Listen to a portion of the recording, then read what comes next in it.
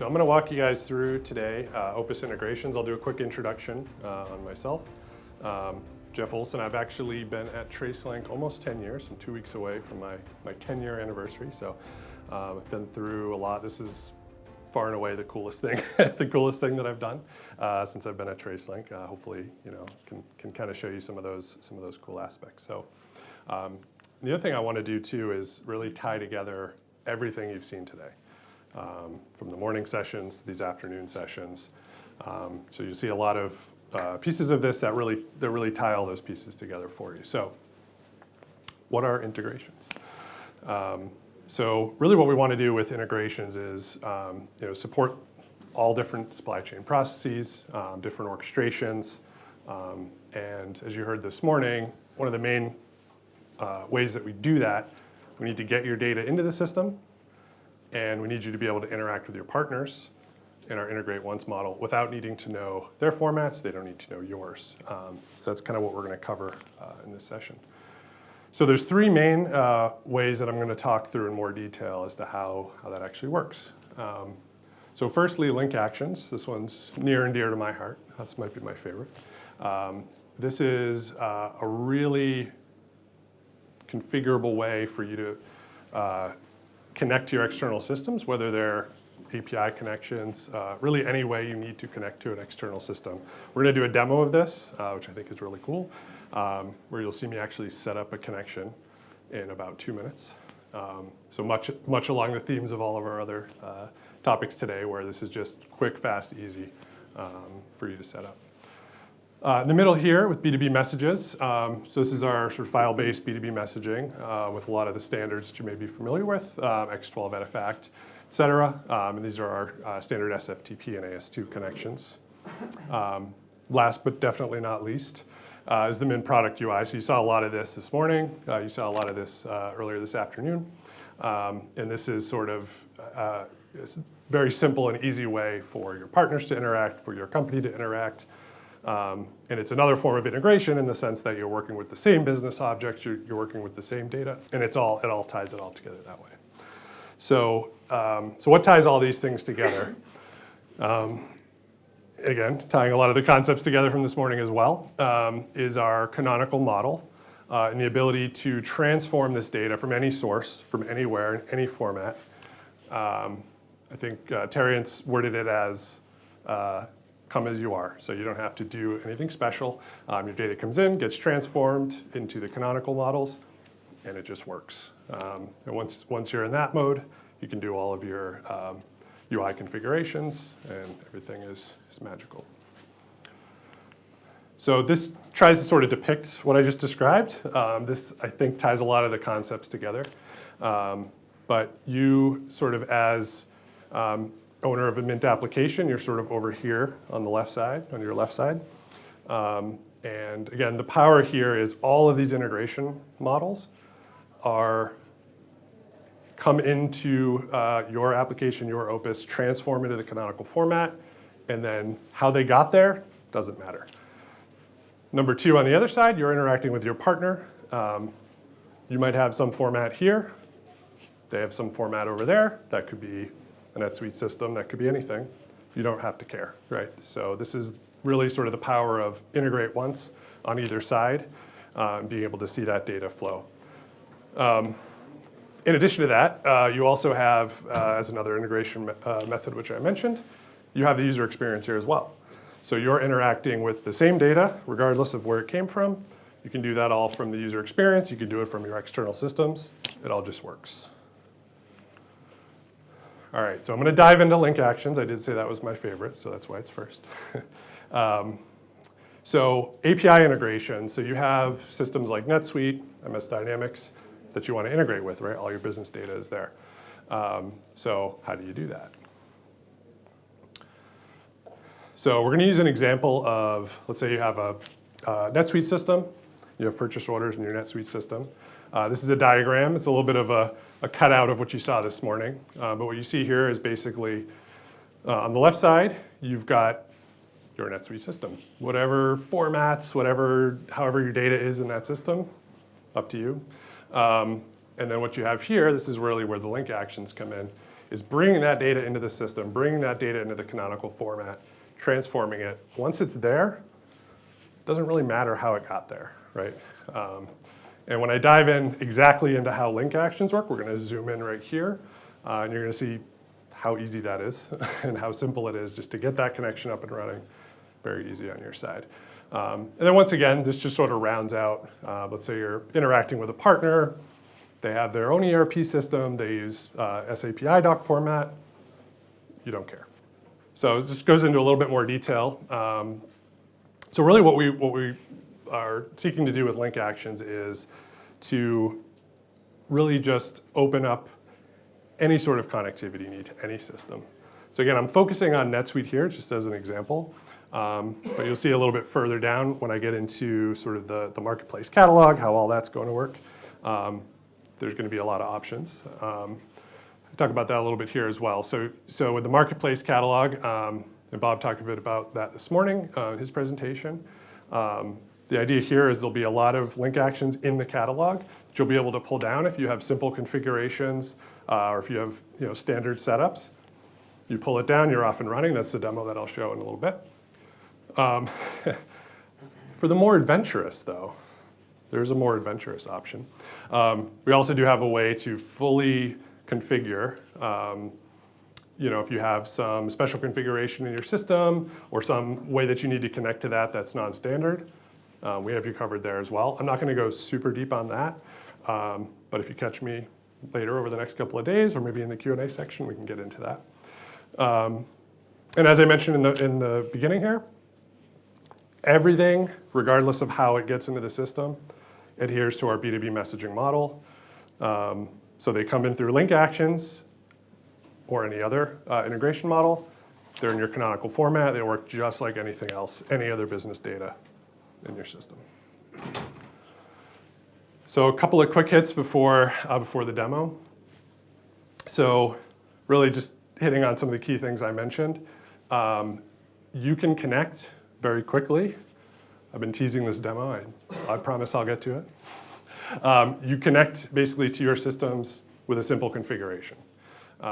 So you don't need to change anything about how you do business. You don't need to change anything on your side, right? A lot of times you could have, oh crap, I need to go, modify something in my NetSuite system so it'll work. Don't have to do that. Everything you configure, everything you set up is within Opus. All your configuration is there, and we adapt to the formats that you have and the systems that you have. We talked a bit earlier about the catalog. So we have a very standard catalog model across everything. You've seen this theme a few times now.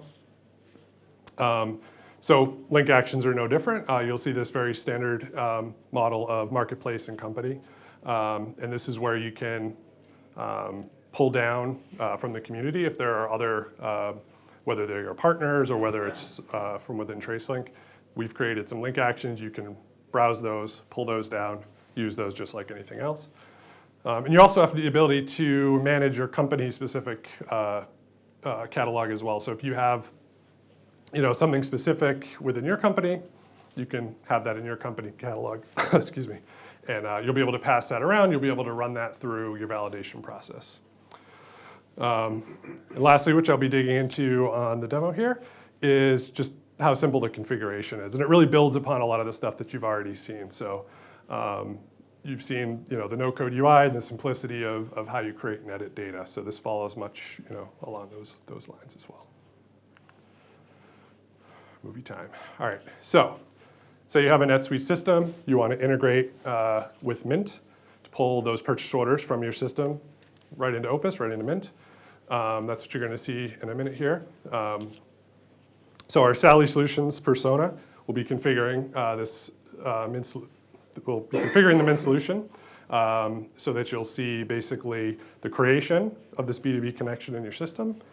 And you'll actually see in this demo, we create the connection, it starts pulling data immediately, and you'll actually see the B2B message in the system. So, all right, so I'm going to talk through this as it goes. I've intentionally kept this, it's real time, so you can kind of see exactly, there's no edits or anything, so this is exactly kind of how long it takes. So you see all your B2B connections here.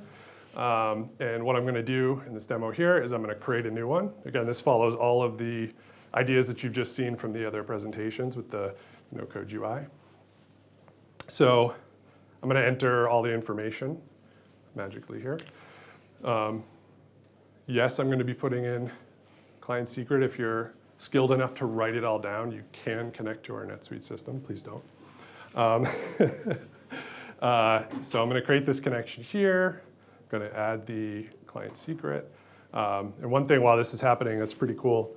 So this was mentioned a few times, but we as a team built this with the same tools that you just saw, right? So all the things we build internally is with the exact same tools.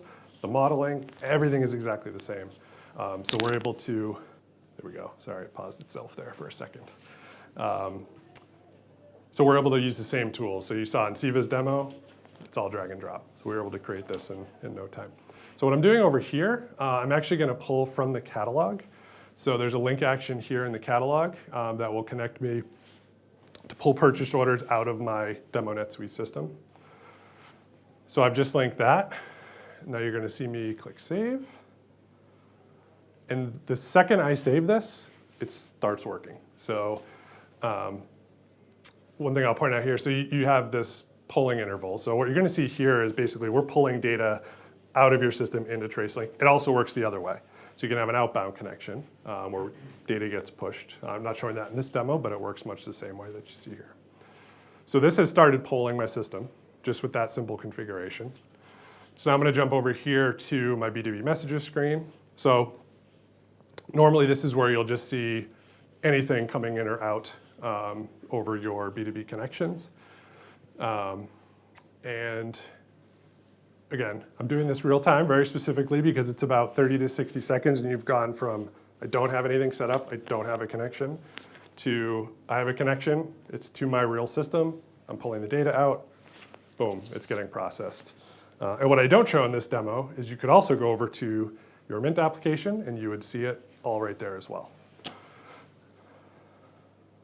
It's suspenseful, I'm building the suspense.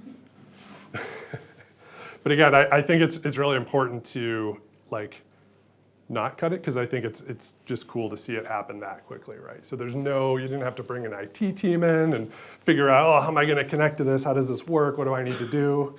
You pulled it from the catalog, you configured it, and there it is. So that's how quick you can just be up and running with link actions. It gets a lot deeper. Like I said, we can get into that in the questions later or anytime during the conference while I'm around. But you can go a lot deeper. You can really configure this to do anything you need to, any system connections that you need to, and it all just works. All right, so that's link actions. Now I want to talk a bit about transforms. So this is sort of, again, what ties a lot of these concepts together. So you've got your own formats, your own way of doing business. So does your partner, right? So this is really, again, what ties all of those things together. And there's a few key points here that I'm going to touch on because I think it's important to see a lot of the through lines that you've seen through these other presentations that you've seen today. So really, infinite flexibility, right? So these transforms pretty much can do anything you need them to do. And the canonical data model, as we've talked about quite a bit today, gives you that single interoperable representation of your business use case, right? So this handy diagram, of course, that you've seen a few times now, that's really sort of TraceLink doing that transformation, getting it into the canonical, and then you're in business. So we've talked about the catalog, and again, same through line here. So with the marketplace catalog, common transforms, of which there are a lot, you'll have access to them, right? So you go to the marketplace, pull down what you need, quick configuration, and you're done. We also do have, again, for the more adventurous, right? You can write your own, you can add them to the catalog, you can promote them for others to use, like your partners. And for your specific needs of your organization, again, we have company catalog, so you can manage your own transforms there, your business processes using the power of workflow to get them from a draft state, tested, validated, and boom, you're using them in production. So again, the quick kind of hits here. You're able to basically transform any data type into the canonical format. One thing I didn't touch on too much in the last slide is this is also what kind of allows you that flexibility in the user experience. You're able to kind of configure what fields you want, how those, how the look is, how the feel is. This is all kind of tied in as well with the transforms. I mentioned as well the catalog, so marketplace catalog, company catalog. Really, again, try to keep a lot of consistency with how you can interact with the system, give you a lot of options to be able to pull that data in, configure it without having to do a lot of work on your end. It's very simple. And then on the configuration side, very similarly, you can configure these to do standard data transformations, normally through B2B processes, but there are other use cases as well where you can use transforms to do any number of things. Maybe you want to export data or something like that. All right, and again, last but not least, of course, is our Mint UI. So it all just kind of works together as one sort of seamless interaction. So again, regardless of how the data got there, right? So you've seen link actions, you've seen the other integration models, you've seen how things get transformed. It really doesn't matter how the data gets there, right? It can be pulled out and displayed on the UI, just like anything else.